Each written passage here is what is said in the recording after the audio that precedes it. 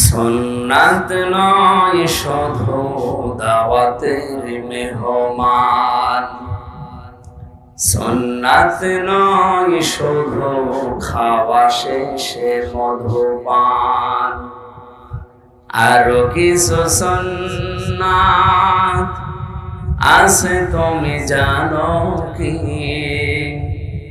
জানলেও জীবনে কখনো তা মানো কি?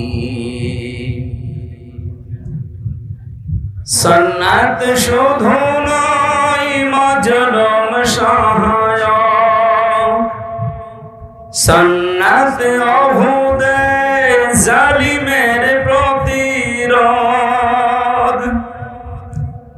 সুন্নাত শুধু নয় নির্জন ধ্যানে যাওয়া, আর সুন্নাত হলো পাথরের আঘাত খাওয়া। মহাব্বতে তার সুদিনের সাথী তুমি, মহাব্বতে তার সুদিনের সাথী তুমি, দুর্দিনেও তার পাশে থাকো কি? আর কিছু সুন্নাত আছে তুমি জানো কি? জানলেও জীবনে কখনো তা মানো কি? কিয়ামতের কঠিন ময়দানে রব্বুল আলামিন মানুষের একটা নেকি যখন কম হয়ে যাবে, এই লোকটাকে আল্লাহ পাঠিয়ে দেবে, যা তার আপনজনদের কাছে যা। চিন্তা করবে পৃথিবীতে সবচাইতে বেশি কষ্ট স্বীকার করেছিল আমার জন্য আমার মা, এই জন্য মায়ের কাছে প্রথমে যাবে, ভাইয়ের কাছে যাবে। এমন এমন মানুষের নাম আমি এখানে পেয়েছি, প্রায় 7 জনের নাম আছে। আয়াতটা একটু চিন্তা করেছিলাম, আল্লাহ কেন এদের নাম দিলেন প্রথমে? এখানে বেশি হয়ে যাচ্ছে ভাই, কথা বলা যাবে না, যে যেখানে থাকে থাক, এদিকে তাকিয়ে থাকে, এমনি অল্প সময় কথা বলবে গরম। ইয়াউমা ইয়াফিরুল মারউ মিন আখিহি ওয়া উম্মিহি ওয়া আবিহি ওয়া সাহিবাতিহি ওয়া বানি। আপনি সিরিয়াল হিসাবে যাদের নাম আল্লাহ বললেন হিসাব করে দেখেন, এই মানুষগুলো দুনিয়ায় বিপদে পড়লে এগিয়ে যায়। প্রথমে আল্লাহ ভাইয়ের নাম দিয়েছেন, মায়ের নাম দিয়েছেন, বাবার নাম দিয়েছেন, এরপরে স্ত্রীর নাম দিয়েছেন, সঙ্গে সাথে সন্তানাদি, এরপরে দুনিয়ার অন্য কেউ। আমি একটা একটা করে সিরিয়াল মিলিয়ে দেখেছি, এর ভেতরে পীর সাহেবের নাম নেই, আছে। প্রথমে ভাইয়ের নাম, মায়ের নাম, বাবার নাম, স্ত্রীর নাম, সন্তানের নাম, বন্ধুর নাম, 7 নম্বরে দুনিয়ার অন্য কেউ। আমার এই ছোট্ট মাথায় এসেছে যে এতগুলো মানুষের সিরিয়াল হিসাবে আল্লাহ নাম দিলেন, শব্দের ভেতরে মারাত্মক শব্দ দিয়েছেন ইয়াফিরু। এর বাংলা অর্থ হচ্ছে মাজা তুলে দৌড় দেওয়া। এই এলাকায় আমার মনে হয় কুষ্টিয়ার এলাকায় মানুষ বলে খেচ্ছে দৌড় দেওয়া। খেচ্ছে দৌড় দেওয়া বলে না? সাপে তাড়লে, বাঘে তাড়লে মানুষ যেভাবে দৌড়ায়, কিয়ামতে আপনজন দেখলে মানুষ ওইভাবে দৌড়াবে। কুষ্টিয়াবাসী, এটা রেকর্ড হচ্ছে, তামাম দুনিয়া এখন শুনতেছে, বাংলা ভাষাভাষী যারা লাইবে, সবাইকে উদ্দেশ্য করে বলছি, যাদের নাম বললাম সিরিয়াল হিসাবে আল্লাহর দেওয়া ঘোষণা অনুযায়ী, এরা যদি কিয়ামতের দিন স্বীকার না করে পালিয়ে যায়, বলেন তো যারা পীরের ওপরে ভরসা করে আছেন, আল্লাহর কসম অনেক পীর বলবে আমি পীরই ছিলাম না। আপনার মা যদি বলে আমি সন্তান পাবো কোথায়, আমার তো বিয়ে হয়নি, বাবা যদি বলে আমি সন্তান পাবো কোথায়, আমার বিয়ে হয়নি, আল্লাহর কসম পীর সাহেব বলবে আমি পীরই ছিলাম না, মুরিদ পাবো কোথায়? এই জন্য কারো ওপরে ভরসা করে কোনো লাভ নেই। আপনার শুধু নিজের জীবনের ওপরে ভরসা করেন, কতটুকু কাজ কারবার আপনি করলেন। আমার এই 33 বছর বয়স, এই 33 বছরে আমি যা করেছি এইটার উপরে ভিত্তি করে আমার জীবনে কিয়ামতে আল্লাহ বিচার করবে। মাঝে মাঝে একা থাকলে মনে হয় এখনই যদি মারা যায়, আল্লাহ পাক যদি নিজের সামনে দাঁড়িয়ে জিজ্ঞাসা করে যে আমির হামজা 2024-25 সাল চলছে, এটা জুন মাসের 1 তারিখ পর্যন্ত তোরে মাফ করে দিলাম, যা শুধু 2 থেকে 10 এই 9 দিনের হিসাব দিয়ে জান্নাতে চলে যা। আমার তো মনে হয় এই 9 দিনের হিসাব এখনো আমার জোগাড় হয়নি। আপনারা পারবেন না? আপনারা পারবেন। আপনার আল্লাহর ওলি আছে না লালন, এ থানায় না? হ্যাঁ।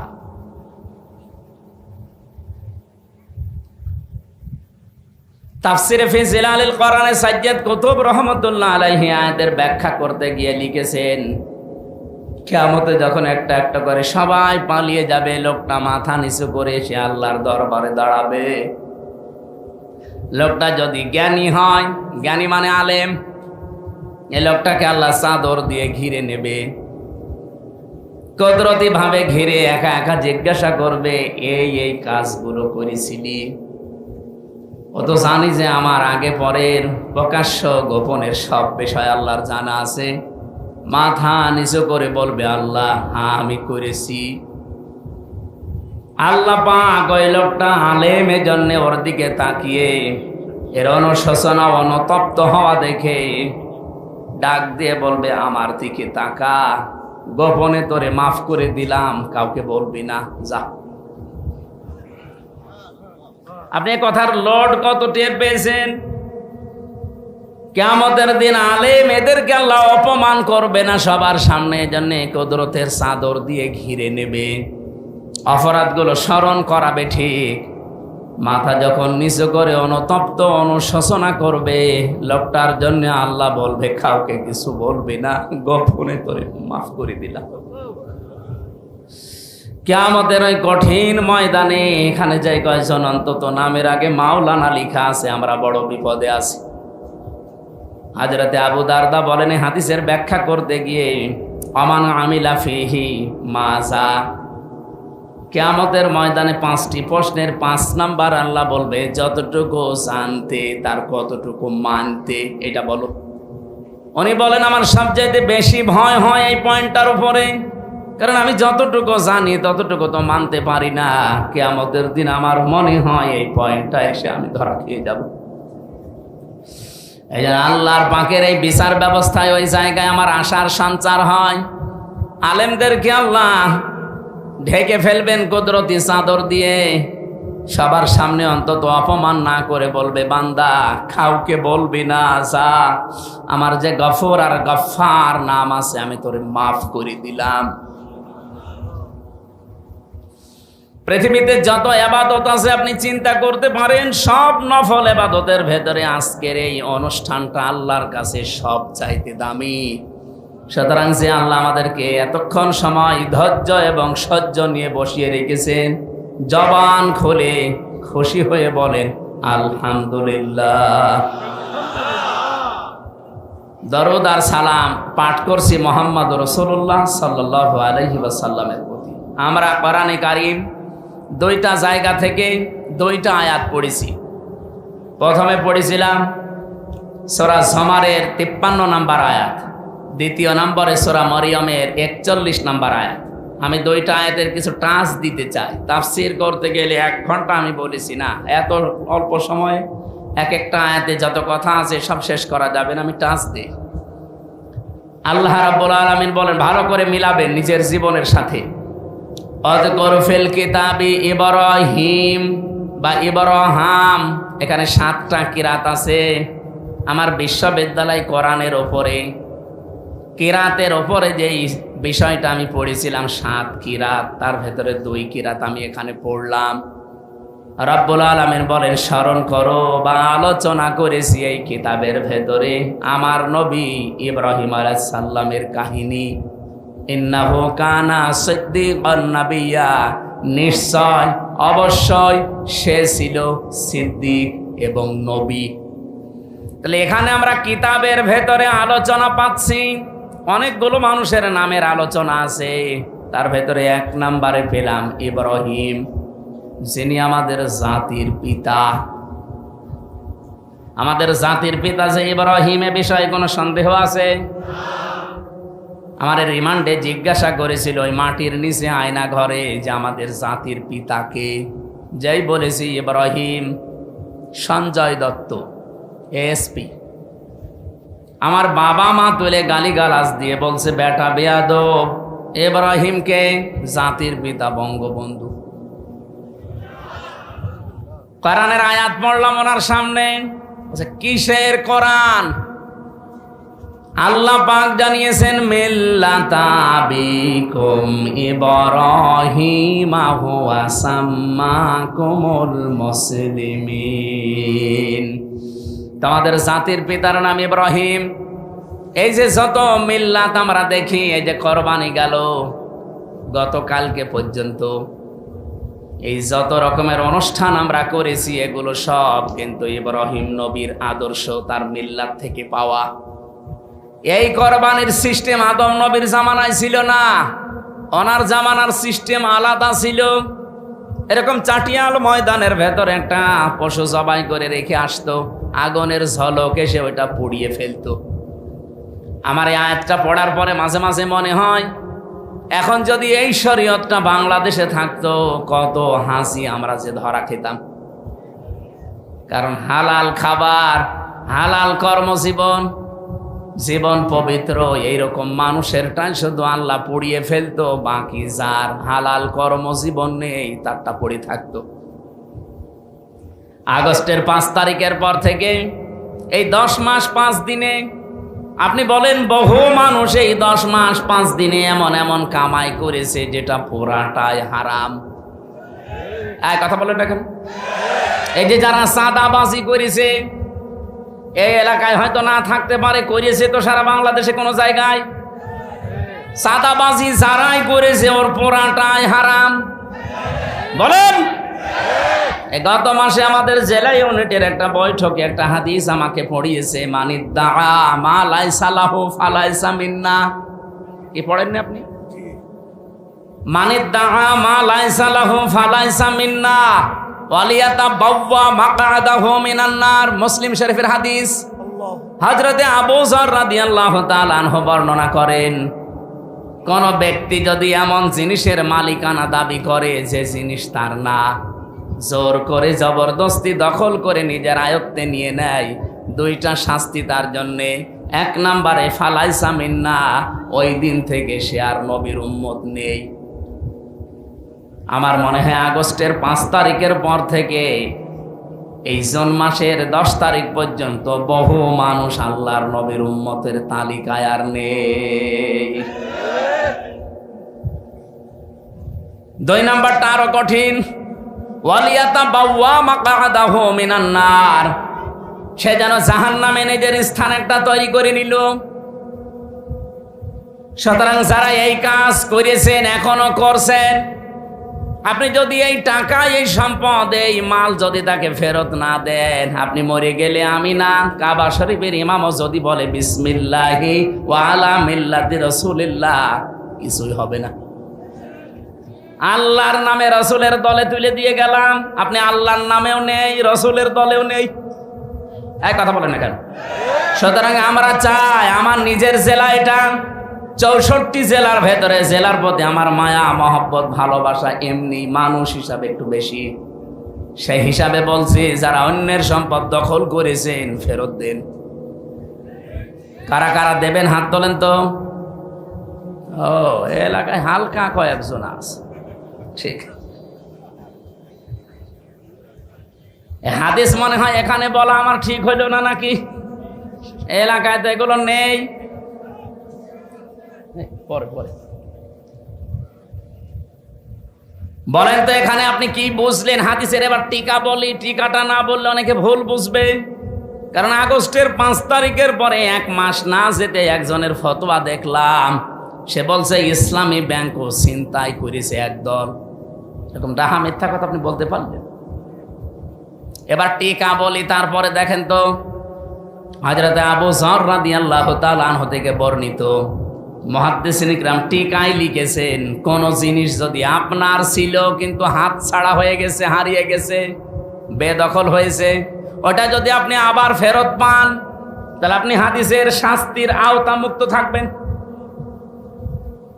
কুমারখালীবাসী ভালো করে একটু শোনেন, ইসলামী ব্যাংক অনেকে বলে এটাও ছিনতাই হয়ে গেছে। কে বলেছে ছিনতাই হয়েছে? যাদের ব্যাংক তারা ফেরত পেয়েছে। ইসলামী ব্যাংকে আপনার বাবার বলেন, যারা মাথার ঘাম পায়ে ফেলে বানিয়েছিল তারা ফেরত পেয়েছে। শুধু ফেরত দিলেই হবে? ওদের তো অন্তত যা ক্ষতি করেছেন ক্ষতিপূরণ দেওয়া লাগবে। ৭৫,০০০ কোটি টাকা এখান থেকে সরিয়েছে, এই টাকাগুলো তাকে দেওয়া লাগবে। যারা কথা বলেন যে ইসলামী ব্যাংক তো ছিনতাই হয়ে গেছে, আপনার মুখে কিয়ামতের দিন আল্লাহ সিলাই করে দেবে। এরকম দাহা মিথ্যা কথা আগামী থেকে আর বলবেন না। কিছু মানুষের চরিত্র এখন দেখছি, কথা বললে শুধু মুখ দিয়ে মিথ্যা কথা বের হয়। সেদিন দেখলাম এক চাচা, রাকিব নামে এক চাচা, ওনার ৬-৭ সেশন, আমারও বড়, উনি এখনো সভাপতি।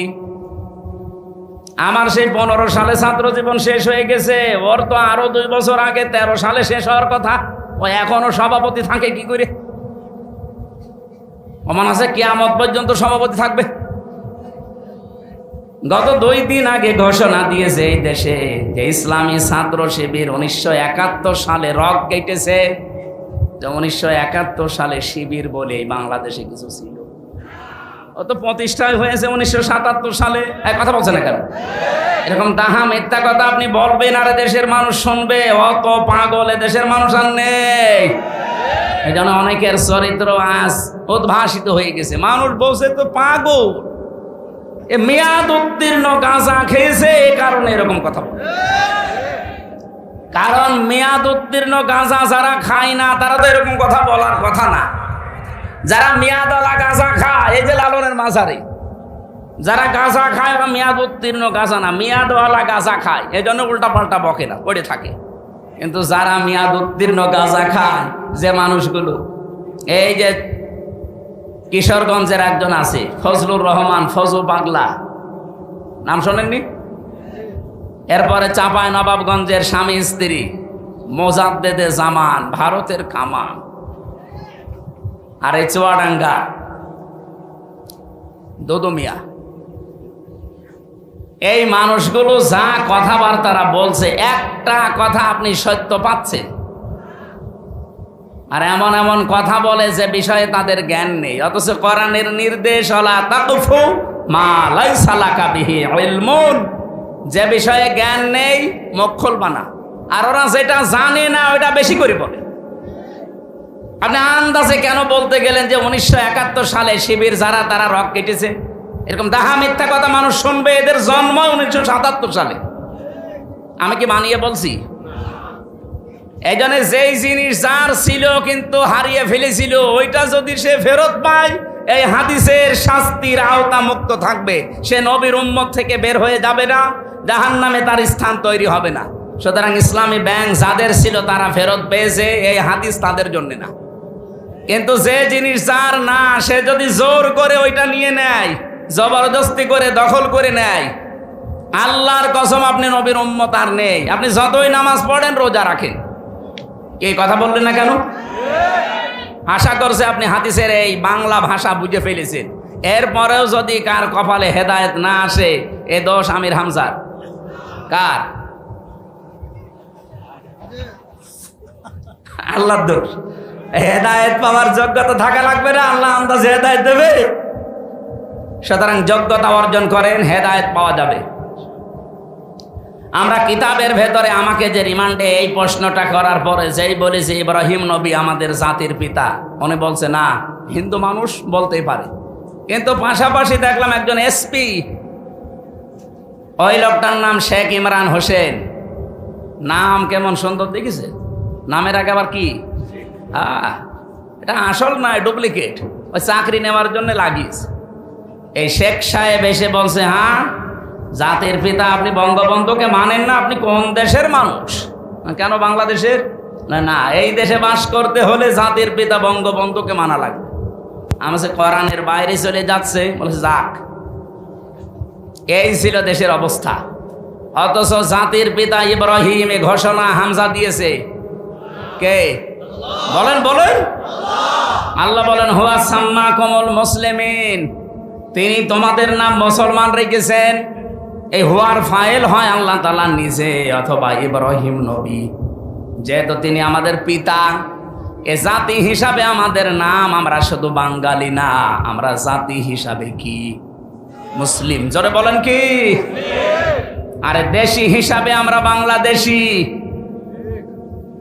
আমার নাম এমনিতেই একজন হলে হামজা, কিন্তু জাতি হিসাবে দাবি করলে আমি বাঙালি না, শুধু আমি কি, আমি মুসলিম জাতি হিসাবে। আর দেশ হিসাবে বসবাস করি বাংলাদেশে, এই জন্য আমি বাংলাদেশি। হুয়া সাম্মাকুমুল মুসলিমিন, এই শব্দ দিয়ে আমি কয়েকটা মাসলা পেয়েছি। তাফসিরে মুফাসসির বলেন বাবা হিসাবে এখানে প্রায় 13টা দায়িত্ব চলে আসে। এখানে যারা বাবা আছেন, শুধুমাত্র জন্ম দিলেই বাবা হওয়া যাবে না, কমপক্ষে 13টা দায়িত্ব সন্তানের উপরে পালন করা লাগবে। আর আমাদের যিনি জাতির পিতা ইব্রাহিম নবী, 13টা দায়িত্বই তিনি পালন করেছেন। সুবহানাল্লাহ বলতে পারেন না?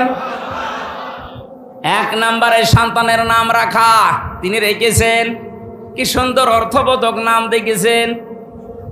আমরা অনেক বাবা এখানে বসে আছি, সন্তানের নাম এমন ভাবে রাখি ও কি হিন্দু না মুসলমান ও সাদা বোঝা যায় না। আপনি রাগ করবেন, এই যে জয় বলেন তো কোন ধর্মের মানুষ মনে করবে? এরপরে আর একজন আছে তার বোন, বলেন আপনি কি মনে করবেন তারে? আপনার নাম দেখেই যদি ফেরেশতা মনে করে কি ধর্মের লাগাবো, ফেরেশতা তো মনে হয় তাল গোল পাকিয়ে যাবে যে এর নাম দেখে তো আমি টের পাচ্ছি না, এরা কি বলে ডাকবো। এই জন্য বাবা হিসাবে যারা এখানে দায়িত্বে আছেন, সন্তান হলে এমন একটা অর্থবোধক নাম রাখবেন, কিয়ামতের দিন আল্লাহ যদি কিছুই না পায় মাফ করার জন্যে, ওসিলা হিসাবে যেন অর্থবোধক একটা সুন্দর নাম পায়। জোরে বলেন সুবহানাল্লাহ। সেদিন বড় বাজারে কুষ্টিয়ায় একটা দোকানের নাম লেখা দেখলাম মহিন স্টোর। জিজ্ঞাসা করছে ভাই কি? বলছে আমার ছেলের নাম। ছেলের নাম মহিন স্টোর দিয়েছেন কেন? যে কোরআন শরীফ পড়তে গিয়ে পেয়েছি ওয়ালাহুম আযাবুম মুহিন। মহিন মানে জানে? নিকৃষ্ট। মহিন মানে কি? ওয়ালাহুম আযাবুম মুহিন, আল্লাহ বলেন তাদের জন্য নিকৃষ্ট আযাব, শাস্তি। আপনি এরকম নাম কোরআন শরীফ পড়লেন আর রেখে দিলেন, একটু অর্থ দেখবেন না? এই জন্য এখানে যারা এসেছেন বাবা হিসাবে, আমাদের জাতির বাবা যিনি দায়িত্ব পালন করে গেছেন, আমাদেরও উচিত ওইভাবে দায়িত্ব পালন করা। রব্বুল আলামিন বলেন, তার আলোচনাটা আমি কোরআনে করলাম কেন? একদিকে তিনি ছিলেন সিদ্দিক, 2 নম্বরে তিনি ছিলেন নবী। সিদ্দিক কি? এই বাংলাদেশ, ভারত আর পাকিস্তানে এই শব্দটা নিয়ে সমস্যা, ভালো করে শোনেন, ওয়াজ আর লাগবে না, এটাই যথেষ্ট। সিদ্দিক মানে শুধু সত্য কথা বললেই মানুষ সিদ্দিক হয় না। সিদ্দিক হওয়ার জন্যে সত্যকে সত্য জানার পরে যারা পেছনের দিকে না তাকিয়ে অকণ্ঠ চিত্রে দ্বিধাহীন চিত্তে কোনো প্রশ্ন ছাড়া মেনে নিতে পারে, এরা হচ্ছে সিদ্দিক। কিয়ামতের দিন যে আল্লাহ 4টা কাতার করবেন, প্রথমে 1 নম্বরে মিনান নাবিয়্যিনা ওয়াস-সিদ্দিকিনা ওয়াস-শুহাদা ওয়াস-সালিহিন। প্রথমে নবীদের কাতার থাকবে, ওখানে অন্য কেউ থাকবে না, শুধু নবী। 2 নম্বরে সিদ্দিক। এই সিদ্দিকদের কাতারে প্রথম দাঁড়াবে হযরতে আবু বকর সিদ্দিক। তা আপনাকে আবু বকর সিদ্দিক যদি হতে হয়, উনি যেভাবে সত্যকে সত্য জানার পরে প্রশ্ন ছাড়া মেনে নিয়েছিলেন, আজ আমার মনে হয় বাংলাদেশে ওই সময় এসে গেছে। সত্যকে সত্য জানার পরে কেউ যদি পেছনের দিকে তাকিয়ে অথবা কোনো কারণে মানতে না পারেন, কিয়ামতের দিন আবু বকরের সাথে আপনি দাঁড়াতে পারবেন না। হযরত ইব্রাহিমকে কেন সিদ্দিক বলা হয়? তিনি সত্য অনুসন্ধান করছিলেন, খুঁজতেছিলেন সত্য। আল্লাহ পাক বারবার কোরআনে কারিমে তার যে 50টা পরীক্ষার কথা আমি পেয়েছি, প্রথম নম্বরে পরীক্ষা তিনি ঈমান। ইমানের ওপরে 10টা পরীক্ষা দিয়েছিলেন। ফালাম্মা জান্না আলাইহিল লাইলু রাআ কাওকাবা ইলা আখির আয়াত। তিনি তারকা দেখে বলেছিলেন এটা আমার রব। ওটা যখন অস্তমিত হয়ে গেছে বলছে না, যেটা ডুবে যায় অস্তমিত হয় এটা আমি মানি না। এরপরে দেখলেন চন্দ্র, ওইটাও যখন ডুবে গেছে বলে না মানি না। এরপরে দেখলেন সূর্য, ওইটাও যখন ডুবে গেছে বলছে না মানি না। সর্বশেষ তিনি জাতির লোকদের সামনে আসলেন। এইদিকে তাকান, সময় এখন ইব্রাহিম নবীর ওই জামানাটাই চলছে। জাতির লোকদের সামনে এসে তিনি ঘোষণা দিলেন, ইন্নী ওয়াজ্জাহাতু ওয়াজহিয়া লিল্লাযী ফাতারাস সামাওয়াতি ওয়াল আরদা হানিফা। অবশ্যই আমার চেহারা আমি আজ ঘুরিয়ে দিলাম। চেহারা বলতে শুধু 3.5 হাত বডি না। নবীজি জানিয়েছেন তামাম পৃথিবীর সব মুসলমান একটা শরীরের মতো। শরীরের কোনো জায়গায় যদি আঘাত লাগে পুরা শরীরে যেমন খবর হয়ে যায়, তামাম দুনিয়ার মুসলমানেরা একটা শরীরের মতো। আমেরিকায় যদি কোনো মুসলমান কষ্ট পায়, এখান থেকে ও আ করা লাগবে। হ্যাঁ, কথা বলছেন কি? বুঝলেন হাদিস থেকে? উনি যে চেহারা ঘুরিয়েছিলেন শুধু এইটার নাম চেহারা না, এজন্য উনি আয়াতের মাঝখানে হানিফা দিয়েছেন। উনি বললেন আমার এই চেহারা শুধু আমি ঘোরাইনি, আসমান আর জমিন যিনি উদ্ভাবক বানিয়েছেন।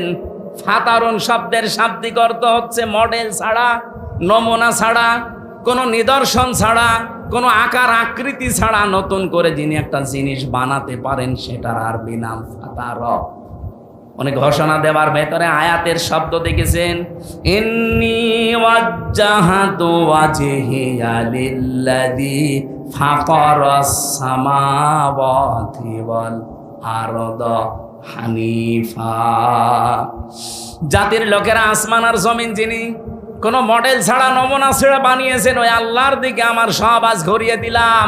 শুধু লোক দেখানোর জন্যে না, শুধু আপনাদেরকে জানানোর জন্যে না, আমি একনিষ্ঠভাবে আজ ঘুরলাম। আমি জানি আমার এই ঘোরাতে আমার বাবা বেজার হবে, কারণ আমার বাবা নিজে মূর্তির ব্যবসা করে। আমি জানি আমার এই ঘোরাতে আমার জাতির লোকেরা বিমুখ হয়ে যাবে, যাক। আমার বাড়ির লোকেরা বিমুখ হয়ে যাবে, যাক। হানিফা, আমি একনিষ্ঠভাবে আজকে ফিরে আসলাম। ওমান আমিনাল মুশরিকিন, আর আমি ঘোষণা দিচ্ছি আমি কিন্তু মুশরিক না। হযরতে ইব্রাহিম তিনি সত্যকে খুঁজতেছিলেন, খুঁজতে অনুসন্ধান করতে যখনই পেয়ে গেছেন, সব কিছুকে বিমুখ করে তিনি সত্যকে মেনে নিয়েছেন। এই জন্য আল্লাহ তার নাম দিয়েছেন খলিল, সিদ্দিক। সুবহানাল্লাহ বলতে পারেন ভাই? আত্তাখাদাল্লাহু ইব্রাহিমা খলিলা, আমি আল্লাহ নিজে ইব্রাহিমকে খলিল, অন্তরঙ্গ বন্ধু হিসাবে গ্রহণ করেছি। আর এখানে বলছেন আমার ইব্রাহিম সিদ্দিক। সত্যকে সত্য জানার পরে কত বাধা ছিল তার, পরিবারের বাধা, বাবা মার বাধা, সমাজের বাধা, রাষ্ট্রের বাধা, সব বাধা উপেক্ষা করে বলেছিলেন হানিফা, আমি একনিষ্ঠভাবে ঘুরলাম। আজও বাংলাদেশে ওই সমাজ চলছে। 73টা দল বাংলাদেশে কাজ করছে, 73টা দল। আপনি বলেন এই দলের ভেতরে 5টা কর্মসূচি যারা পালন করে আল্লাহর ভাষায় তারা সফল। ফালাকতাহামাল আকাবাতা ওয়া মা আদরাকা মাল আকাবা। আল্লাহ পাক বলেন না, সে গিরিপথে যেতে রাজি না। আপনি জানেন গিরিপথ কি? সেটা ফাক্কু রাকাবা। যারা মানুষকে দাস মুক্তির জন্য চেষ্টা করে। আয়াতের ব্যাখ্যা 2টা। 1 নাম্বার, দাস মুক্তি মানে ওই জামানায় মানুষ কেনা বেচা চলতো। এখন যেহেতু ওই সিস্টেম নেই, এখন আছে মানুষ হয়ে মানুষের গোলামি করা, মানুষের আইন মানা। সুতরাং এই বাংলাদেশে মানুষ হয়ে যারা মানুষের গোলামি করে, মানুষের আইনের গোলামি করে, এখান থেকে বের করে যারা আল্লাহর গোলাম বানাতে চায় তারা সফল কাম। আর এই 73টা দলের ভেতরে এই কাজ শুধু ইসলামপন্থী যারা তারা করছে। এদের ভেতরে আবার 1 নম্বরে আছে বাংলাদেশ জামাত ইসলামী। আপনি হিসাব করে মিলান, এদের প্রথম কর্মসূচি এইটা, ফাক্কু রাকাবা। আমরা দাস মুক্ত করতে চাই, মানুষের দাস গোলামি হিসাবে। আপনার যদি হিসাব করতে চাই আমরা গোলাম হব? বলেন বলেন, আরো জোরে বলেন। এদের নিবন্ধন কেড়ে নিয়েছিল এই একটা কারণে। এরা যদি বলতো যে না আমরা মানুষের দাস, মানুষ আমাদের ক্ষমতায় বসানোর উৎস, এদের জীবনও নিবন্ধন কেড়ে নিত না। এরা বলেছিল না জমিন আল্লাহর, এখানে হুকুম চলবে আল্লাহ। এটা রেকর্ড হচ্ছে, তো এই জন্য বলছি সারা দেশে ছড়াচ্ছে। যেখানে যে শুনতেছেন আমি ওপেন বলছি, অনেক বড় বড় আলেমের মুখ দিয়েও আমি শুনেছি তারা বলে বাংলাদেশ জামাত ইসলামের আকীদা ঠিক নেই। আপনি এরকম দাহা মিথ্যা কথা এই মাজলুম দলের ওপরে দিতে পারেন না, আপনি জালেম হয়ে কিয়ামতে উঠবেন। বাংলাদেশ জামাত ইসলামের আকীদা হচ্ছে জমিন আল্লাহর, এখানে সিদ্ধান্ত চলবে আল্লাহ। এর বাইরে যদি জামাত ইসলামের আকীদা থাকে আমি এই মুহূর্তে তওবা করে চলে আসবো। যারা জামাতের এখানে আছে জিজ্ঞাসা করে দেখেন তো আলেমকে, জমিন আল্লাহর আইন চলবে বাবার, জমিন আল্লাহর আইন চলবে মওদুদির। যদি এই কথা ওনারা বলে, ওনাদের সাথে আমি আজকে থেকে আমি তওবা করে চলে আসবো। কিন্তু আমার যতটুকু অ্যানালাইসিস আছে সারা বাংলাদেশে জামাত ইসলামের আকীদায়ে আলা লাহুল খালকু ওয়াল আমরু, জমিন আল্লাহর, আইন চলবে। আপনি কোন আকীদার কথা বলেন? উল্টা পাল্টা ফতোয়া দিয়ে বিভ্রান্ত করবেন না, কিয়ামতে জালেম হয়ে ওঠা লাগবে। 5টা কর্মসূচির প্রথম নাম্বারে এইটা যে আমরা দাসত্ব মুক্ত করতে চাই মানুষকে, মানুষের গোলামি থেকে, মানুষের দাসত্ব থেকে মুক্ত করে গোলাম বানাবো কার? আর এই কর্মসূচিটাই বাংলাদেশ জামাত ইসলামের হাতে, এদের প্রথম কাজ এইটা। 2 নম্বরে আও ইতামুন ফি ইয়াউমিন ফি মাসগাবা। মাসগাবা মানে কি? নিঃস্ব অসহায় যারা, এই মানুষগুলোর কাছে যারা ছুটে যায়।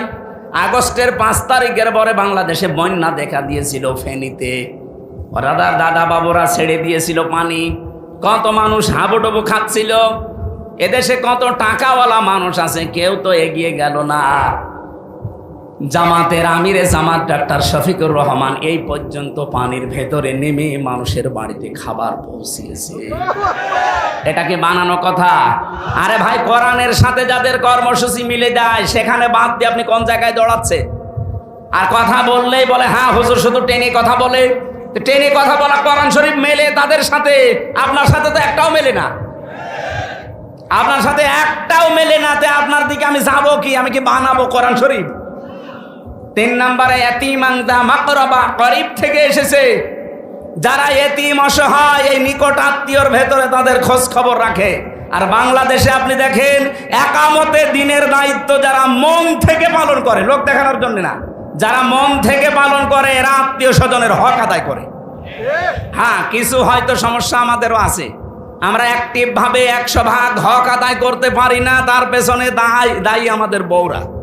আমি ওপেন বলছি, এই বাংলাদেশে যদি আমরা পরিবারের আমাদের রক্তের সম্পর্ক যাদের সাথে আছে, বিশেষ করে আমার বোন, আমার ভাই, আমার চাচা, আমার ফুফু, এদের সাথে রক্তের সম্পর্ক না, এদের যে হকগুলো আছে, অধিকারগুলো আমার প্রতি আছে, আমি 100% আদায় করতে পারি না, এর জন্য দায়ী আমার বউ। আর বাকি আমি না আর বললাম না, আবার অনেক দূর চলে যাবে, রেকর্ড হচ্ছে, শেষে দেখা যাচ্ছে আমার ভাত বন্ধ হয়ে যাবে। সব কথা বলা যাচ্ছে না, এটা কেটে দিও না, তো আমার বাড়ি দেখা যাচ্ছে যে সারা রাত বাইরে থাকা লাগবে। ওয়াজ যা করেছে না, ওয়াজ আলাদের কাছে যান, শেষে আপনাদের ঘর বাড়ি আবার খুলে দেওয়া লাগবে। আজ হাজারো পরিবারে মানসিক রোগী হয়ে যাচ্ছে স্বামীরা, শুধু এই কারণে, বউ এদের মন ছোট এই কারণে। এরকম ছোট মনের বউ দেশে নেই। কার বর মন ছোট? হাত তোলেন তো, কয়েকটা আছে। মেয়েরা যারা এসেছেন আমি তাদেরকে বলছি, সম্মানিতা মা বোনেরা, শুধু নামাজ পড়া, রোজা রাখা, কালো বোরকা পরা এইটাই ইবাদত না। হযরতে খাদিজাতুল কুবরার পুরা জীবনী আমি পড়েছি, 3 বার পড়েছি। আমার এই ছোট্ট মাথার ভেতরে এসেছে এতটুকু, জীবনে তিনি 1 ওয়াক্ত নামাজ পড়েননি, একটা রোজা রাখেননি, জীবনে একদিনও পর্দায় ছিলেন না, একবারও হজও করেননি, 1 টাকা যাকাতও দেননি। কারণ এই বিধানগুলো নাজিল হয়েছিল সব তার ইন্তেকালের পরে, এজন্য উনি মানতে পারেননি। অথচ আল্লাহ তাকে নিজে দুনিয়ায় সালাম পাঠিয়েছেন এবং জান্নাতে ঘর বানিয়ে তার জন্য সুসংবাদ দিয়েছেন। তারপর জীবন পড়ে আমি এইটাই পেয়েছি যে জীবনে, সাংসারিক জীবনে কোনোদিন একদিনের জন্যও তিনি স্বামী মুহাম্মদ রাসূলুল্লাহর মনে দুঃখ দেননি। এখানে যারা আমরা স্বামী আছি, সম্মানিত মা বোনেরা, আপনারা হয়তো ভিডিও দেখতে পাচ্ছেন, আমি জানি। একটা স্বামী যদি এখানে সত্যি কথা বলে 100 ভাগ আল্লাহর দিকে তাকিয়ে হাত তুলতে পারে যে জীবনে কোনোদিন আজ পর্যন্ত আমার বউ একদিনও আমাকে দুঃখ দেয়নি, কষ্ট দেয়নি, তোলেন তো কোন স্বামী আছেন? কই না, একজনও নেই। আমাদের এই নমিনিও হাত তুলতে পারিনি, আর মানে উনিও সমস্যায় আছে। আমিও পারলাম না, কারণ আমি মিথ্যা কথা বলবো কোন কারণে? সম্মানিত মা বোনেরা, আশা করছি আপনি বুঝতে পেরেছেন আমি কি বলতে চাই। খাদিজাতুল কুবরাকে অনুসরণ করবেন। কি আপনি কথা বলছেন? ইব্রাহিম আলাইহিস সালামের কথা বলছিলাম না? ওনার জীবন থেকে নিয়েছি এইগুলো আমি। আপনাকে আল্লাহর দাসত্ব করা লাগবে, মানুষের দাসত্ব থেকে মুক্ত করে। এই কর্মসূচি বাংলাদেশ জামাত ইসলামী 1 নম্বরে হাতে নিয়েছে। 2 নম্বরে তারা অসহায় নিঃস্ব মানুষের কাছে এগিয়ে যায় খাবারের ব্যবস্থা করার জন্যে। আমিরে জামাত ডাক্তার শফিকুর রহমান হাফিজাহুল্লাহ ঘোষণা দিয়েছে, বাংলাদেশে জামাত ইসলামী থেকে কেউ যদি এমপি হয়, ওর যে সম্পদ নিয়ে এমপি হবে, যদি 100 টাকা নিয়ে এমপি হয়, 5 বছর পরে 100 টাকায় থাকবে, 1 টাকাও বাড়বে না। বাংলাদেশে যত দল এই দেশে রাজনীতি করছে, ওই দলের লোক যদি এই গ্যারান্টি দিতে পারে, আমি তাকে ভোট দেবো। দেন, এরকম সৎ সাহস কোন দলের নেতার আছে যে বলতে পারে আমার দলের এমপি যদি হয় 5 বছর পর ওর 1 টাকা বাড়বে না, আরো যা আছে কমবে? আমার মনে হয় কেউ এমপি দাঁড়াবে না। ও সাতার রাস্তায় আমি যাবো কোন কারণ? আমার যা আছে অন্তত 5 বছরে আরো 50,000 বাড়বে, আর ওই এমন রাস্তা 1 টাকাও বাড়াতে পারবে না। এটার প্রমাণ দিয়েছে আমিরে জামাত ডাক্তার কে মাওলানা মতিয়ার রহমান নিজামী রহমতুল্লাহ আলাইহি। মন্ত্রীর দায়িত্ব পালন করে 5 বছর পরে 36 টাকা ফেরত দিয়েছে রাষ্ট্রকে। পৃথিবীর ইতিহাসে এই প্রথম, পৃথিবীর ইতিহাসে এই প্রথম যে দায়িত্ব পালন করে আরো টাকা ফেরত দেয়। আর অন্যান্য দায়িত্বশীল মানুষকে আমরা দেখেছি 5 বছরে তারা 620টা বাড়ি বানিয়েছে। কথা বলেন। সেদিন সিঙ্গাপুরে ছিলাম, মালয়েশিয়া, থাইল্যান্ড, ইন্দোনেশিয়া, প্রায় 12-13টা রাষ্ট্র আমি ঘুরছিলাম। যে দেশে যায় আগে হোটেলে উঠি, হোটেলে নামলাম, নিচে দেখি শয়তান বসে আছে। কি আপনি এখানে কেন? বলছে হুজুর আমি আগেই পালিয়েছি। আমি ভাব দেখে ফেলেছিলাম যে 3 তারিখের পরে অবস্থা ভালো না, ওই বিকালে আমি চলে এসেছি। কেন আসলেন? আপনার তো 620টা বাড়ি, ওই চট্টগ্রামে বাড়ি, 620টা বাড়ি বানিয়েছে শয়তান। ওই মালয়েশিয়া ওর সাহেব পাড়া আছে, কিন্তু তালা লাগানো থাকে না। ওই হোটেল ভাড়া করে থাকে, এক একটা দিনের ভাড়া, রাতের ভাড়া 90,000 টাকা বাংলাদেশের। যে এখানে থাকেন আপনি, বাইরে চলেন, বলে বাইরে যে মায়ের খাবো। বাঙালি আছে এই দেশে 20 লাখ, যদি আমারে বাইরে দেখতে পায় যে পিটিয়ে ভক্ত বানিয়ে ফেলবে। কি করলেন আপনি 15 বছরে? কেন আসলেন? আমিরে জামাত ডাক্তার শফিকুর রহমান এমনি তো বলে নাই, কারণ আমরা 54 বছরের ভেতরে, বিশেষ করে এই 15 বছর যে অত্যাচারে অত্যাচারিত হয়েছি, এই দেশের অন্য কেউ এরকম অত্যাচার সহ্য করে নাই। এত অত্যাচার সহ্য করার পরেও যদি আমাদের সম্পদ 2 টাকা থেকে 3 টাকা না হয়, এ বাংলাদেশ আমার নামে যদি আপনি সব লিখেও দেন, আমার যা আছে ওর চাইতে 1 টাকাও বাড়বে না ইনশাআল্লাহ। কারণ এই দায়িত্বটা আমরা এবাদত মনে করে পালন করব। আর যারা আসতে চায়, এবাদত না, শুধু বাবা শাহজালাল সব হালাল। যাদের আলাদা কোনো কর্মজীবন নেই, এইটাই যাদের কর্মজীবন, তারা এই লাইনে আসলে মাস্ট বি দুর্নীতি করবে। আমি এতিমাংজা মাকরাবার ব্যাখ্যা করতে চেয়েছিলাম এই বলে, আজ আমাদের পরিবারে, বিশেষ করে নিকট আত্মীয়র ভেতরে যারা অসহায় এতিম, এদের হকগুলো আমরা আদায় করতে পারি না স্ত্রীদের কারণে। এজন্য স্ত্রীরা রাগ করবেন না, আপনারা উদার হবেন, আপনারা ন্যারো মাইন্ডের না ব্রড মাইন্ডের হবেন। আল্লাহ যেন খাদিজাতুল কুবরার মতো বানিয়ে দেন, বলেন আমিন। আমার সময়টা মনে হয় চলে যাচ্ছে খুব তাড়াতাড়ি। আমরা পয়েন্টগুলো পুরাটা শেষ করতে পারছি না। সূরা বালাদ থেকে এই তাফসিরটা দেখবেন। আমাদের জাতির পিতা 1 নম্বরে সিদ্দিক ছিলেন, এই কারণে তিনি সত্যকে অনুসন্ধান করতে করতে যখন পেয়ে গেছেন, সব কিছু পেছনে ফেলে তিনি গ্রহণ করেছিলেন। আর আমাদের চোখে আঙ্গুল দিয়ে দেখিয়ে দেয় যে এগুলো সত্যবাদীদের নিদর্শন, এরপরও মানুষ মানতে চায় না পেছনের টানে। তা আপনি সত্যবাদী কিয়ামতে সিদ্দিক হয়ে উঠবেন কোন কারণে? আপনাকে জীবনে আল্লাহ আবু বকর সিদ্দিকের কাতারে দাঁড় করাবে না। আবু বকর সিদ্দিকের কাতারে দাঁড় করাতে হলে আপনাকে অবশ্যই সিদ্দিক এই মুহূর্তে হওয়া লাগবে। আমি যতগুলো দলের নাম বললাম, বলেন তো মানুষকে মানুষের দাসত্ব থেকে মুক্ত করার জন্য সর্বাত্মকভাবে চেষ্টা চালাচ্ছে বাংলাদেশ জামাত ইসলাম ছাড়া অন্য কেউ? যত পান অন্য কেউ এরকম অ্যাক্টিভ ভাবে দায়িত্ব পালন করছে, আপনি সেখানে যোগ দেন, কোনো অসুবিধা নেই। কিন্তু এমন কোন জায়গায় যাওয়া যাবে না আরো যারা মানুষের গোলামি করার জন্য মানুষকে বাধ্য করে। তিনি 2 নম্বরে ছিলেন নাবিয়া, সিদ্দিকন নাবিয়া, তিনি নবী ছিলেন। এ নবীর ব্যাখ্যা আবার বিস্তারিত আছে ফি জিলালিল কোরআনের ইবনে কাসিরে। আমরা যেহেতু একটা আশার বাণী সঞ্চার করার জন্য কোরআনে কারিমের সূরা জুমারের আয়াতটা পড়েছিলাম, ওখান থেকে কিছু কথা বলছি। আপনি হতাশ হবেন না, ভেঙে পড়বেন না। قُلْ يَا عِبَادِيَ الَّذِينَ أَسْرَفُوا عَلَىٰ أَنفُسِهِمْ لَا تَقْنَطُوا مِن رَّحْمَةِ اللَّهِ। আল্লাহ পাক বলেন, হে নবী আপনি বলুন আমার বান্দা বান্দীদেরকে, নফসের উপরে জুলুম করে শয়তানের ধোঁকায় পড়ে যারা নিজেদেরকে বরবাদ করে দিয়েছো, তারা নিজেদেরকে বরবাদ করে ফেলেছো, তারা আল্লাহর রহমত থেকে নৈরাশ হয়ে যেও না, ফিরে আসো। ইন্নাল্লাহা ইয়াগফিরুদ যুনুবা জামিআ, অবশ্যই আমার আল্লাহ সব অপরাধ ক্ষমা করে দিচ্ছে এবং দেবে। আল্লাহ যদি বলতেন শুধু ক্ষমা করে দিয়েছে, তাহলে এখানে মাঝির শিখা দিতেন। ইয়াগফির দিয়েছেন, এরপরে জাম্বুন না দিয়ে যুনুব দিয়েছেন বহু বছর। এই জন্য আমরা এমন আল্লাহ পেয়েছি যার 2টা নাম আয়াতের পরে আল্লাহ নিজেই দিলেন, ইন্নাহু হুয়াল গফুরুর রহিম। আল্লাহ একদিকে গফুর আর একদিকে রহিম। জোরে বলেন সুবহানাল্লাহ। এই যে বিশাল একটা ক্ষমা, আপনি হিসাব করে দেখেছেন, ইন্নাল্লাহা, অবশ্যই আল্লাহ, ইয়াগফিরুজ যুনুবা জামিআ। আল্লাহ ইয়াগফিরুজ যুনুবা পর্যন্ত দিলেই তো আমরা অর্থ করে ফেলতাম, আবার জামিয়া দিলেন কেন?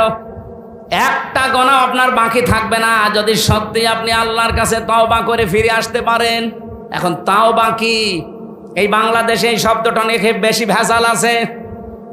এখানে আল্লাহ আয়াতের পরবর্তীতে এই যে ক্ষমার বিশাল ঘোষণা আল্লাহ দিলেন, এই ক্ষমা যদি কেউ পেতে চান, আল্লাহ বলেন 2টা শর্ত মানা লাগবে আর একটা সময় মেনটেন করা লাগবে। ওয়ানিবু ইলা রাব্বিকুম ওয়াসলিমু লাহু মিন ক্বাবলি আইয়াতিয়াকুমুল আযাবু সুম্মা লা তুনসারুন। এই ক্ষমা পেতে হলে, কোন ক্ষমা? আপনি তাওবার যে ক্ষমা আছে, তাওবার ইস্তেগফার কিন্তু এক না। আপনি সব সময় আস্তাগফিরুল্লাহ আস্তাগফিরুল্লাহ পড়তে পারেন, আপনার গুনাহ মাফ হবে। কিন্তু তাওবা যদি কোনো মানুষ করে, আর এই ক্ষমা যদি পেতে চান, তাওবার ক্ষমা শুধু তাওবা করলে অপরাধগুলো আল্লাহ মাফ করে না, পুরা জায়গাটা আল্লাহ নেকি দিয়ে পাল্টিয়ে দেয়। ফাউলাইকা ইউবাদদিলুল্লাহু সাইয়্যাতিহিম হাসানাত। এই মানুষগুলোই তারা যাদের অপরাধগুলো আল্লাহ পাল্টিয়ে বদল করে পুরাটা নেকি দিয়ে ভরাট করে দিয়েছেন। সুতরাং তাওবা এটা মহান। এই ক্ষমা, এই তাওবা যদি কেউ গ্রহণ করাতে চায়, 1 নাম্বার শর্ত হচ্ছে ওয়ানিবু ইলা রাব্বিকুম, তাকে রবের দিকে ফিরে আসা লাগবে আমাদের জাতির পিতা ইব্রাহিমের মতো। ওয়াসলিমু লাহু মিন ক্বাবলি, আত্মসমর্পণ করা লাগবে ইব্রাহিমের মতো। কখন করবে? এই 2টা শর্ত মানবে কখন? মিন ক্বাবলি আইয়াতিয়াকুমুল আযাব সুম্মা লা তুনসারুন। ওই আযাব আসার পূর্বেই, যখন আর আমাদেরকে সাহায্য করা হবে না, আমাদের সাহায্য করা হবে না কখন বলেন তো? বলেন বলেন। মরণের সময়। মরণের সময় যেহেতু আমাদের আর কোনো সাহায্য নেই, আর মরণ আসবে 41 সালে। যারা টার্গেট দিয়েছিলেন, আপনি কোন আশায় দিয়েছিলেন? আমি বসে আছি, দাঁড়া বসে, গ্যারান্টি আমার হাতে নেই। আর আপনি একবারে টার্গেট দিয়ে দিলেন যে 41 সাল। আপনার কি আজরাইলের সাথে কোনো কথা ছিল? বলেন। এখানে আয়াতে আমরা পেয়েছি তিনটা বিষয়, দুইটা শর্ত মানা লাগবে যদি কেউ জীবনের অপরাধ সব মাফ করে ওই জায়গাটা নেকি দিয়ে ভরাট করতে চান। এটার নাম তাওবা। আর তাওবার শর্ত তিনটা। এক নম্বরে আপনাকে অপরাধ স্বীকার করা লাগবে। বাংলাদেশে এই সিস্টেম নেই, অপরাধ করে একজনের কাছে, স্বীকার করে আরেকজনের কাছে। এই যে এখন হজে যারা গেছে দেখেন কাবার গিলাফ ধরে কাটতেছে। আরে ভাই, আপনি কাবার গিলাফ ধরে আল্লাহর কাছে কাঁদবেন, আপনি কি অপরাধ আল্লাহর কাছে সব করেছেন? এই 15 বছরে যারা ভোট দিতে দেয়নি তারা অপরাধ করেছে এই দেশের 18 কোটি মানুষের কাছে। এই কথা বলেন না কেন? আর আপনি এখন কাঁদছেন যে আল্লাহ আমারে মাফ করে দিন। জীবনেও আপনাকে আল্লাহ মাফ করবে না। আপনি কি আল্লাহর কাছে দোষ করেছেন? আমার 33 বছর বয়স, আমি 18 বছর থেকে ভোট দিতে আরম্ভ করলে 3 বার ভোট দিতে পারতাম, একবারও পারি নাই। এই 15 বছরে যারা দায়িত্ব ছিল এরা কি বৈধ আমার দৃষ্টিতে না অবৈধ? আপনাদের দৃষ্টিতে আপনি বৈধ বলেন, আপনি যেভাবেই হোক, মরা মানুষ তো ভোট দিয়েছে, কিন্তু আমি তো পারি নাই। তাহলে আমার দৃষ্টিতে তারা অবৈধ ছিল। কথা বলে না কেন? আমার এই হক, এই অধিকারটা যারা কেড়ে নিয়েছে, ওরা যদি আমার কাছে মাফ না চায়, কাবা শরীফের কাছে মাফ চায়, মাফ হবে? এরকম মাফি অনেকে চায়। এই জন্য তাওবার প্রথম নিয়ম, অপরাধ যার কাছে স্বীকার করবেন তার কাছে। আর এইটাই বাংলাদেশে এস্টাবলিশ করা লাগবে আগামীতে। অপরাধ যার কাছে করবেন, স্বীকার করবেন তার কাছে। 2 নম্বরে অনুশোচনা করবেন, অনুতপ্ত হবেন। 3 নম্বরে জীবনে এই কাজ আর করবো না, ফিরে আসলাম, এর নাম তাওবা। এই 2টা শর্ত মেনে নেওয়া, আল্লাহর দিকে ফিরে আসা, আল্লাহর সামনে আত্মসমর্পণ করা, অনেক বলতে যত সহজ মনে হচ্ছে এত সহজ। এই কঠিন 2টা বিষয় মানুষ কখন মানবে? মৃত্যু আসার পূর্বে, যখন আমাদের আর সাহায্য করা হবে না। সুতরাং মরণের গ্যারান্টি যেহেতু আমাদের হাতে নেই, যখন তখন চলে আসতে পারে। এই জন্য আমাদের তাওবা করার সময় কখন? এক্ষুনি। কখন? আজকে এই মন থেকে এখানে তওবা করবেন। আমি আল্লাহর দিকে ফিরে আসলাম। ইব্রাহিম নবীর মতো বহু কিছু আমার ছাড় দেওয়া লাগতে পারে, আমার বাবাও আমার শত্রু হয়ে যেতে পারে, আমার পরিবার, আমার সমাজ, আমার রাষ্ট্র পর্যন্ত আমার পেছনে লাগতে পারে। এই কথা বলেন না কেন? তারপরও আমি যেহেতু পিতার সন্তান, আমি অবৈধ সন্তান না, আমি জাতির পিতার সন্তান। বাবা আমার যেরকম ছিল, সন্তান আমি হব ওই রকম। যেমন ছিলেন আমাদের ভাই হযরত ইসমাঈল আলাইহিস সালাম। কে ছিলেন না? তিনি আল্লাহর জন্য সব কিছুকে বিসর্জন দিয়েছিলেন। ফালাম্মা আসলামা ওয়াতাল্লাহু লিল জাবিন, আসলামা 2 বছর যখন তারা 2 জনে রাজি হয়ে গেছে, এগ্রি হয়ে গেছে, ওয়াতাল্লাহু লিল জাবিন, ইসমাইলকে যখন শুইয়ে ফেলেছে, আল্লাহ তখন ডাক দিয়েছে, অনাদাইনাহু ইয়া ইব্রাহিম। সুতরাং আজকে সময় এসেছে, এই দেশের দায়িত্বে যারা আছেন তারা ইব্রাহিম নবীর ভূমিকা পালন করবেন আল্লাহর বিধান পালন করতে গিয়ে। আর আমরা যারা জনগণ আছি 18 কোটি, আমাদের উচিত হবে আমরা ইসমাইল নবীর মতো যদি গলাও দেওয়া লাগে, অন্তত গলা দিতেও আমরা রাজি আছি না নেই? বলেন বলেন। অবশ্যই আমাদের আশা আগামীতে এই দেশে আল্লাহর কোরআন 56,000 বর্গ মাইলে কায়েম হবে ইনশাআল্লাহ। সে আশাবাদ ব্যক্ত করছি। আর তাওবার যে নিয়ম বললাম, এটা আমি সহ প্রত্যেকে যেন মানতে পারি। আজকে যেহেতু প্রচণ্ড গরম পড়ছে, আজকের মতো শেষ করছি। আসসালামু আলাইকুম। ফাস্তাজাবনা লাহু ওয়া নাজাইনাহু মিনাল গাম্মি ওয়া কাযালিকা নুনজিল মুমিনিন সুম্মা নুনাজ্জিল লাযীনা তাকাউ ওয়া নাযারু যালিমিনা ফিহা জিসিয়া। রব্বুল আলামিন আর প্রাণ প্রিয় জেলা কুষ্টিয়া, কমারখালীর সান্দিয়ারা ডাসা, এই ময়দানের দিকে একটু তাকাও। হাজারো মানুষ আমরা কোরআনের কিছু কথা শুনেছি। তোমার হাবিব, তোমার খলিল যেভাবে সিদ্দিক হয়েছিলেন, আল্লাহ আমাদেরকেও তার সন্তান হিসাবে সিদ্দিক হওয়ার তৌফিক দাও। রব্বুল আলামিন সত্যকে সত্য জানার পরে পেছনের যত টান, সব কিছুকে ছিন্ন ভিন্ন করে আমরা যেন হানিফা এই শব্দকে বাস্তবে রূপ দিতে পারি, সুযোগ করে দাও। এ মাহফিলের আয়োজন করতে গিয়ে তোমার যে বান্দারা শ্রম দিয়েছে, যে যেইভাবে এগিয়ে এসেছে, পৃথিবীতে কোরআনের পেছনে টাকা পয়সা খরচ করলে কিয়ামতে নাকি ওটার জবাব দেওয়া লাগবে না। আজকের এই ময়দানের জন্য যত মানুষ যত টাকা পয়সা দিয়েছে, কিয়ামতের দিন এগুলো তাদের হিসাবের বাইরে রেখো আল্লাহ। মাহফিলের সম্মানিত সভাপতি জয়ের সাহেবকে কবুল করে নাও।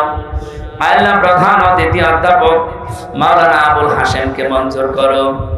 যারা এখানে কথা বললেন, হাফেজ মাওলানা জুলফিকার আলী, হাফেজ মাওলানা আবু সাইদ, মাওলানা শামসুল ইসলাম শামসুল আলম বকুল ভাই সহ শ্রদ্ধাভাজন বড় ভাই জনাব আফজাল হোসেন, আফতাব উদ্দিন মাস্টার, মতিয়ার রহমান সহ নাম না জানা যত শ্রদ্ধাভাজন ব্যক্তিত্ব এখানে এসেছে, কোরআনের ইজ্জতে মঞ্জুর করে নাও।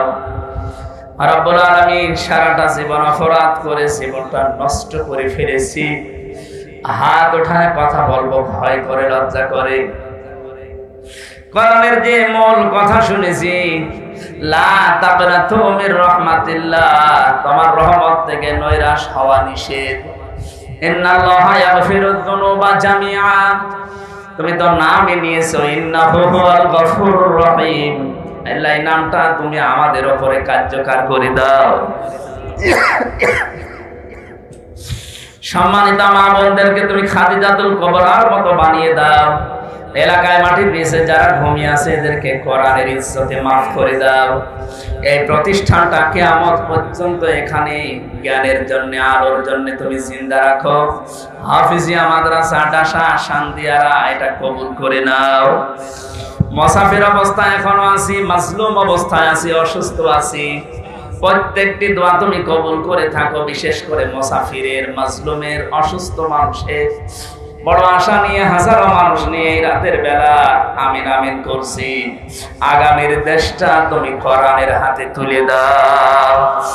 দেশের বিদেশের যত ষড়যন্ত্র আছে সবগুলো ছিন্ন ভিন্ন করে দাও। যারা তোমার কোরআনের লাইনে আসতে চায় তাদেরকে তাড়াতাড়ি কবুল করো। যারা বিরোধী আছে, যারা হেদায়েত আর পাবে না, তাদেরকে তুমি অন্য ব্যবস্থা করো। বারাকাল্লাহু লানা ওয়া লাকুম ফিল কোরআনিল আযীম। মরণ আসলেই যেন জীবনের শেষ কথা বলতে পারি, লা ইলাহা ইল্লাল্লাহু মুহাম্মাদুর রাসূলুল্লাহ। সম্মানিত ভাইরা, জেলে থাকা অবস্থায় একটা বই লিখেছিলাম সৃষ্টি নিয়ে, অনেক তথ্য পাওয়া যায়। এর ভেতরে যে গাড়িতে আছে, শিক্ষিত মানুষেরা নিয়ে যেন কাজে লাগবে। তাফসীরুল কোরআন মাহফিলের স্বনামধন্য সভাপতি জনাব আমির হোসেন জুয়েল, সভাপতি শান্দিয়ারা হাফিজিয়া মাদ্রাসা ও ডাসা মাধ্যমিক বিদ্যালয় কুমারখালী কুষ্টিয়া। ওই সভাপতিকে আতালাল্লাহু উমরাহু ওয়া বারাকাল্লাহু ফি হায়াতি, বলেন আমিন। দেখতে মনে হচ্ছে হযরতে বেলালের মতো লাগছে না? আল্লাহ পাক কিয়ামতে হযরতে বেলালের কাতারে যেন দাঁড় করিয়ে দেন। প্রধান অতিথি বাংলাদেশ জামাতে ইসলামী কুষ্টিয়া জেলা শাখার সম্মানিত জেলা আমির, বিশিষ্ট ইসলামিক চিন্তাবিদ, শিক্ষাবিদ, রাজনীতিবিদ জনাব অধ্যাপক মাওলানা আবুল হাশেম, আতালাল্লাহু উমরাহু ওয়া বারাকাল্লাহু ফি হায়াতি, বলেন আমিন।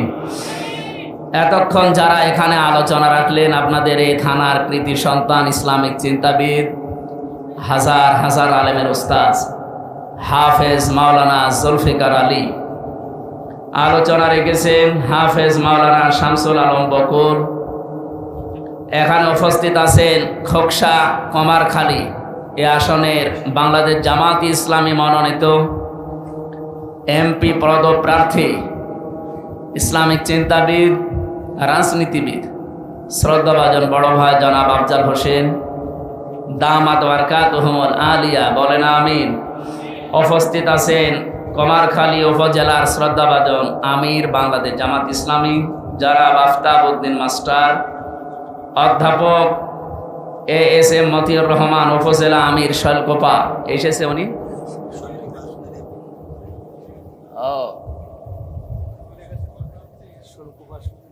শৈলকোপা বাংলাদেশ জামাত ইসলামী মনোনীত এই আসনের জন্য উনি মনোনীত এমপি পদপ্রার্থী।